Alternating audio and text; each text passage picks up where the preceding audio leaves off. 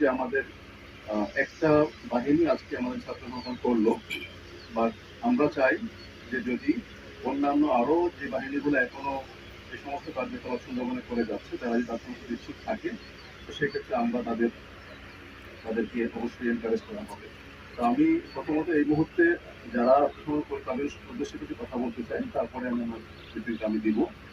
তো যারা আজকে আত্মসমর্পণ করেছে 7 জন, আমি তাদের উদ্দেশ্যে বলছি যে আপনাদেরকে আমি আন্তরিক ধন্যবাদ জানাচ্ছি যে আপনারা স্বেচ্ছায় আত্মসমর্পণ করেছেন। বাংলাদেশের একজন নাগরিক হিসাবে আপনাদের যেই দায়িত্ব কর্তব্য, তার মধ্যে কোনোভাবেই আপনাদের বর্তমান পেশাটা গ্রহণযোগ্য নয়।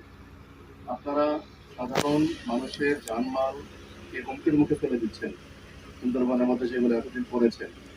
এখন যেহেতু আপনারা স্বেচ্ছা আত্মসমর্পণ করেছেন, আমি আশা করব আপনারা সুস্থ স্বাভাবিক জীবনে ফিরে যাবেন।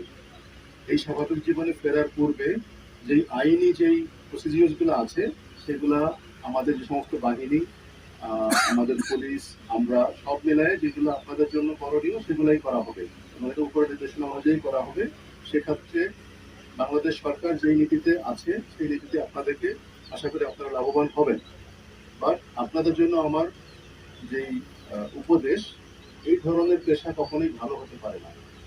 আপনারা নিজেরাও হয়তো দেখেছেন যে এই পেশাটা করতে গিয়ে আপনারা পরিবার থেকে দূরে, আপনাদের সন্তান পরিবার তারাও আপনাদেরকে নিয়ে খুব ভালো ফিল করে কিনা আমি জানি না, নিশ্চয়ই না। সুতরাং আপনারা স্বাভাবিক জীবনে আসবেন।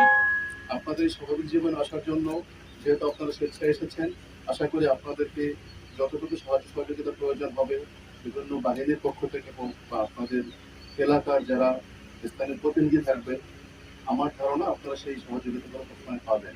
তবে এখানে একটাই শর্ত, যে আপনারা পূর্বে যে ধরনের অ্যাক্টিভিটিস করেছেন এটাকে আপনার ফিরে যাওয়ার কোনো সুযোগ নাই।